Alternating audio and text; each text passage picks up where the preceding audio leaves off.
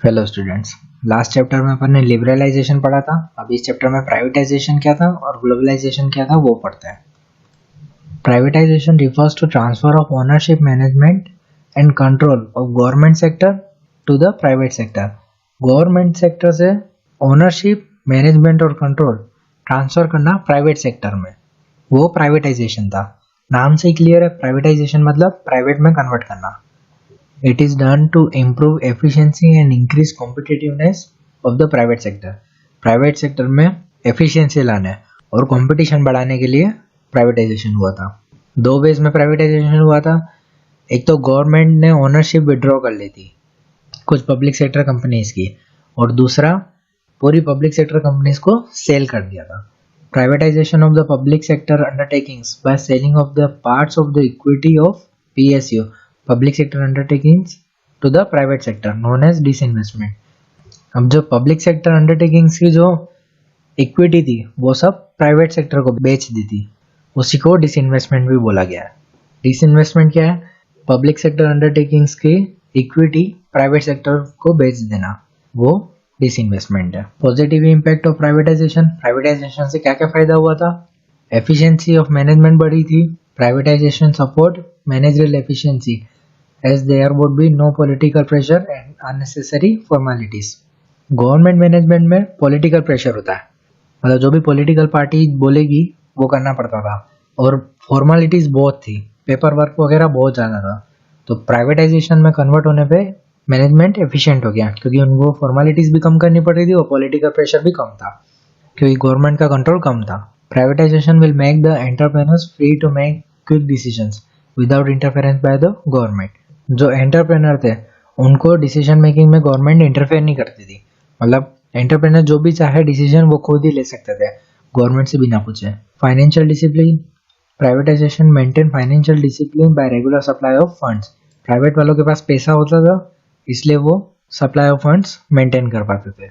There were undue delays in sanctioning of funds prior to 1991 due to complexities of administrative setup. पहले administrative setup अच्छा नहीं था 1991 से पहले, तो ये फंड्स को सैंक्शन करने में दिक्कत आती थी, लेकिन प्राइवेटाइजेशन होने के बाद ये सही हो गया था।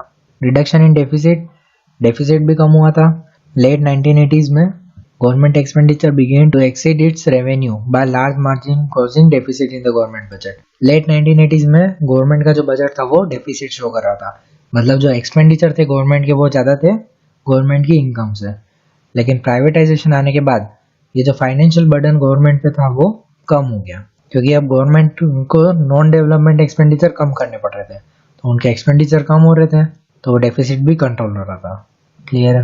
और क्या फायदे थे प्राइवेटाइजेशन के? कॉम्पिटिटिवनेस बढ़ रही थी। Privatisation target that private capital and managerial capabilities could be effectively utilised to improve the performance. Private capital बढ़ रहा था तो उसकी वजह से एफिशिएंसी और वो भी बढ़ रहा था, इसलिए परफॉर्मेंस भी अच्छा हो रहा था। This would rather encourage competitiveness in domestic as well as international market. अब जो प्राइवेट वाले थे वो डोमेस्टिकली भी कॉम्पिटिटिव थे और इंटरनेशनल मार्केट में भी कॉम्पिटिटिव थे। Diversification of production, private sector will function efficiently to satisfy the unlimited wants of the consumer in order to create a market for its production. मतलब वो जो भी प्रोड्यूस कर रहे हैं उसको बेचने के लिए प्रोडक्शन बढ़ा रहे थे। प्राइवेट सेक्टर जो है वो एफिशिएंटली फंक्शन कर रही थी, मतलब अच्छे से काम कर रही थी, और जो भी वो प्रोड्यूस कर रही है उस प्रोडक्ट से कंज्यूमर के वांट्स सेटिस्फाई कर रही थी। It will result in diversification and expansion of production, production बढ़ रहा था। Increase in foreign direct investment, जो FDI है वो भी बढ़ रहे थे। Privatisation provides strong inflow of FDI as financial discipline improves of the country due to capital invested in private sector. Private sector में पैसा ज़्यादा इन्वेस्ट हो रहा था तो वो फॉरेन डायरेक्ट इन्वेस्टमेंट को भी अट्रैक्ट कर रहा था, मतलब जो अदर कंट्रीज है वो सब भी इन्वेस्ट कर रही थी। क्लियर है? अब प्राइवेटाइजेशन के नेगेटिव इम्पैक्ट क्या कहते हैं? Neglect of social interest. जो प्राइवेट सेक्टर थे उनका मेन एम प्रॉफिट मैक्सिमाइजेशन था, तो वो सोशल वेलफेयर पे इतना ज़्यादा ध्यान नहीं दे रहे थे। Thus socialist pattern of the society में just be dream reality as social interest is not primary object of the private sector. Private sector का प्राइमरी ऑब्जेक्टिव प्रॉफिट कमाना था, तो वो सोशल वेलफेयर पे इतना ध्यान नहीं दे रहे थे। हाईली प्राइस्ड गुड्स, इन्फ्लेशन की प्रॉब्लम बढ़ रही थी। Privatisation function on the basis of the market mechanism, market में जो मैकेनिज्म चल रहा है उस पर डिपेंड करता था, मतलब जब प्राइस बढ़ती थी तो उसकी डिमांड कम हो जाती थी और वो इन्फ्लेशन क्रिएट कर रहा था. If inflation is not controlled it may affect the majority adversely. मतलब इन्फ्लेशन की वजह से नेगेटिव इम्पैक्ट आ रहा था. Monopolistic control, privatisation if remains uncontrolled may turn into monopoly, where private owners में है monopoly control over the market. अगर प्राइवेट सेक्टर्स को कंट्रोल नहीं करे तो वो मोनोपोली क्रिएट कर सकते थे. This situation may be characterised by the concentration of power in the few hands. मतलब कुछ जने ही पूरा मार्केट को डोमिनेट करते हैं. Hindrance in achieving the objective of full employment. Privatization do not work toward achieving the objectivity of full employment. It is guided by the profit motive. In order to cut down cost, it may cause retrenchment and consequent unemployment. जो privatisation का main M था वो था profit कमाना. तो profit कमाने के चक्कर में वो कॉस्ट को कम करनी थी. कॉस्ट को कम करने के लिए वो कभी कभी एम्प्लॉयमेंट भी कम कर देते ताकि सैलरी कम देना पड़े, उससे कॉस्ट कम हो जाए. Privatization in many PSUs resulted in voluntary retirement of many workers because of unsatisfactory job conditions led by the private sector. मतलब ये जो पब्लिक सेक्टर अंडरटेकिंग्स में जो काम कर रहे थे वो सब वॉलेंटरी रिटायरमेंट ले रहे थे, खुद की इच्छा से रिटायरमेंट ले रहे थे क्योंकि प्राइवेट सेक्टर वाले उनको ज़्यादा पैसे दे रहे थे, तो वो भी दिक्कत आ रही थी. क्लियर है. ग्लोबलाइजेशन में क्या हुआ था? Globalisation is the outcome of policies of liberalisation and privatisation. जो लिबरलाइजेशन और प्राइवेटाइजेशन हुआ उसका आउटकम क्या था? Globalisation. Globalisation aims at turning the world into one whole and creating a borderless world. Globalization refers to free interaction among all the countries of the world in various fields like trade, technology, loans, investment, outsourcing, etc. Globalization मतलब क्या था? ये जो boundaries थी उन सबको हटाना. मतलब सारी कंट्रीज एक साथ काम कर रही थी ट्रेड के मामले में, technology, loan, investment, outsourcing etcetera. इन सब के मामले में सारी कंट्रीज एक दूसरे की हेल्प ले रही थी. Thus, globalization is defined as a system relating to increasing interaction, growing economic independence, and widening economic integration in the world economy. It encourages integration of the economy of the country with the world economy. मतलब जो Indian economy थी उसको world economy के साथ integrate करना, मतलब जोड़ना. It is an outcome of set of various policies that are aimed at transforming the world towards a greater interdependence and integration. World जो है वो एक दूसरे पे इंटरडिपेंडेंस हो रहा था. It involves creation of network activities transcending economics, social and geographical boundaries. यहाँ तक समझ में आ गया. अब ग्लोबलाइजेशन के अंडर क्या क्या पॉलिसीज अपनाई थी? Rise in equity limit, participation of foreign investment. Foreign equity limit 1991 से पहले रेस्ट्रिक्टेड थी, लेकिन वो 40% से 51% बढ़ गई थी लिमिट ग्लोबलाइजेशन में. तो ये जो फॉरेन इन्वेस्टमेंट था वो ज़्यादा हो रहा था इकोनॉमिक में. डिवेल्यूशन ऑफ रुपी, अगेन वही बैलेंस ऑफ पेमेंट एडवर्स था, नेगेटिव था 1991 से पहले. मतलब फॉरेन एक्सचेंज का आउटफ्लो ज़्यादा था, इनफ्लो कम था. लेकिन जब जुलाई 1991 में रुपी की वैल्यू 20% से कम की तो उसकी वजह से एक्सपोर्ट्स एंकरेज हुए और इंपोर्ट्स डिस्करेज हुए. मतलब एक्सपोर्ट्स बढ़े और इंपोर्ट्स कम हुए.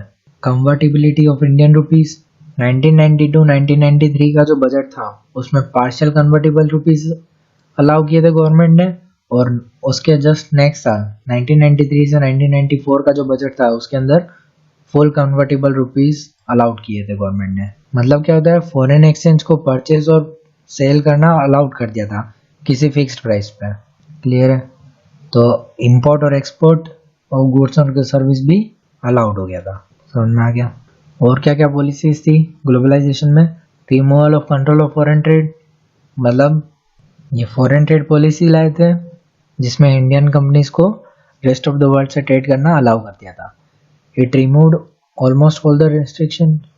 मतलब एक्सटर्नल ट्रेड पे जितने भी रेस्ट्रिक्शन है वो सब हटा दिए थे और कंपटीशन बढ़ गया था. और क्या पॉलिसी थी? Modification of tariffs. टेरिफ्स को मॉडिफाई किया था. मतलब ये जो कस्टम ड्यूटीज थी और जो इंपोर्ट ड्यूटीज थी वो सब कम कर दी थी. कुछ कुछ तो हटाई दी थी और जो बच गई थी, जो अभी भी थी, उन सब की रेट कम कर दी थी. Modification in technology arrangements. 1991 से फॉरेन टेक्नोलॉजी और फॉरेन टेक्नीशियंस को हायर करना रेस्ट्रिक्टेड था, अलाउड नहीं था. लेकिन ये जो न्यू इकोनॉमिक पॉलिसी 1990 बनाई थी उसके अंदर फॉरेन टेक्नीशियंस को और जो फॉरेन टेक्नोलॉजीज थी उन सबको हायर कर रहे थे, उन सबको यूज ले रहे थे। गवर्नमेंट ने उनको परमिशन दे दी थी कि वो डोमेस्टिकली टेस्ट कर ले उस मशीन्स को और उस मशीन्स को यूज करें। क्लियर। पॉजिटिव इम्पैक्ट क्या था ग्लोबलाइजेशन का? Globalisation has been establish links such a way that happening in India can be influenced by events happening in the rest of the world. मतलब और किसी कंट्री में कोई अगर कुछ भी चेंजेस आ रहे हैं उसकी वजह से इंडिया में भी इफेक्ट पड़ रहा था। ये ग्लोबलाइजेशन का इम्पैक्ट था। Globalisation has been able to turn the world into one whole and creating borderless world as it provides easy access to global markets. Import export easy कर दिया था ग्लोबलाइजेशन में। borderless world मतलब borders तो है ही, लेकिन जो import और export की प्रोसेस थी वो सब easy हो गई थी। We are now exposed to advanced technology and are able to develop indigenous production in the international market. जो न्यू टेक्नोलॉजीज थी वो सब अडॉप्ट की थी तो उसकी वजह से प्रोडक्शन वगैरह भी अच्छा हो रहा था। Globalisation should be seen as an opportunity in terms of greater access to the global market and increase possibility of large industries of development countries to become important players in the international arena. Global market access करने मिल रहा था तो उसकी वजह से development अच्छा हो रहा था कंट्री का। अब कुछ नेगेटिव इम्पैक्ट भी थे ग्लोबलाइजेशन के। Globalization is a strategy of developed countries to expand their markets in other countries. जो developed countries थी वो ही expand कर पा रही थी, जो underdeveloped countries थी वो सब expand नहीं कर पा रही थी।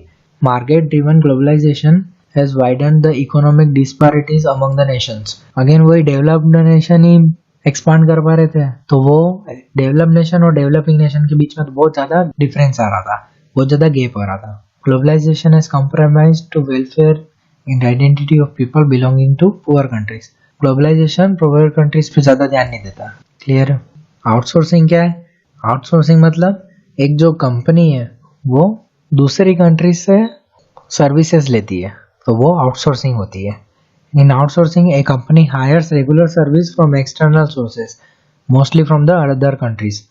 These services used to be previously provided internally or from within the countries. मतलब अभी जो कंट्री के अंदर सर्विसेज खुद प्रोवाइड हो रही है वो खुद प्रोवाइड करने के बदले बाहर से मंगवाना वो आउटसोर्सिंग है। सर्विसेज की बात हो रही है।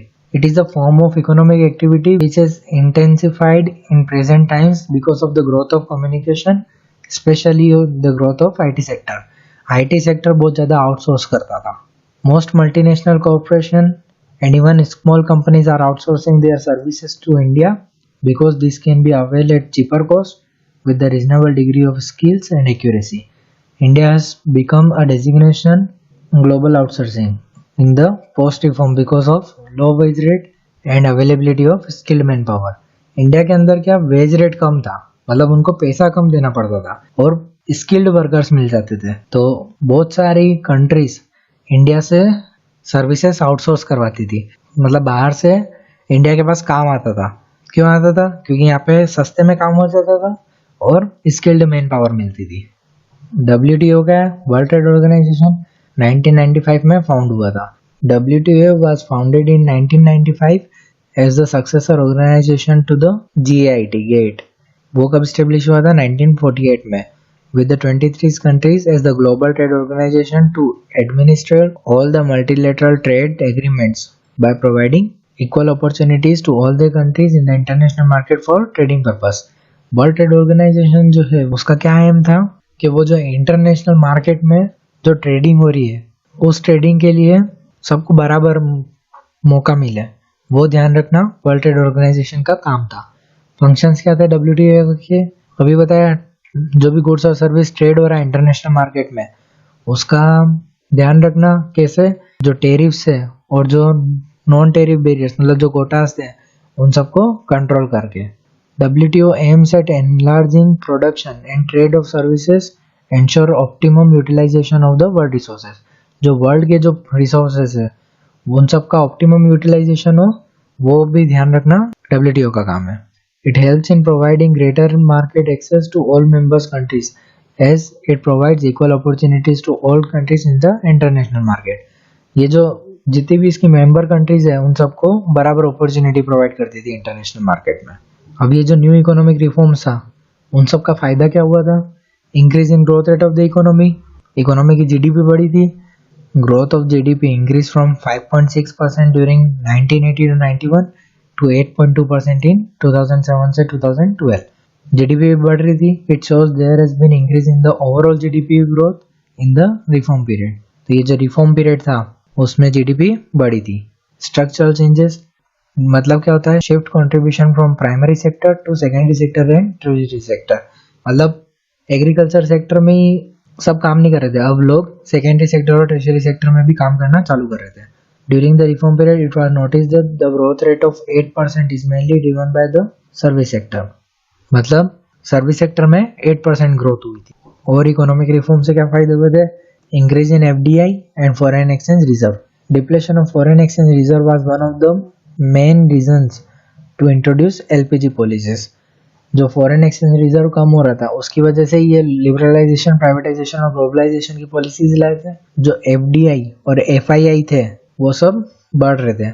1990 से 1991 में $100 मिलियन था, जो कि 2010-2011 में $400 बिलियन हो गया था. 100 मिलियन से 400 billion.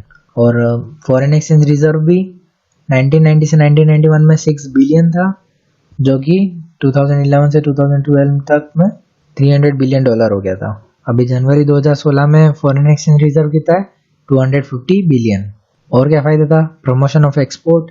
The new economic policy has been great stimulate to overall production of the goods and services. Production बढ़ रहा था गुड्स एंड सर्विसेज का, तो उसकी वजह से मार्केटेबल सरप्लस बढ़ रहा था. मतलब डोमेस्टिक डिमांड तो फुलफिल कर ही रहे थे और साथ में उसको एक्सपोर्ट करके पैसा भी कमा रहे थे. India is now seen as a successful exporter of the auto parts, engineering goods, IT software, textiles etcetera. और क्या क्या फायदे हुए थे? Control of inflation. इन्फ्लेशन पे कंट्रोल हो गया था. 1991 से पहले कंटिन्यूस इंक्रीज था प्राइस लेवल में, लेकिन एलपीजी आने के बाद कंट्रोल में आ गया था. The annual rate on inflation reduced from nearly 16.7% in 1991 to around 6.3% in 2014-15. 16.7% से 6.3% पे आ गया था. कंट्रोल ऑन फिस्कल डेफिसिट पे भी कंट्रोल आया था.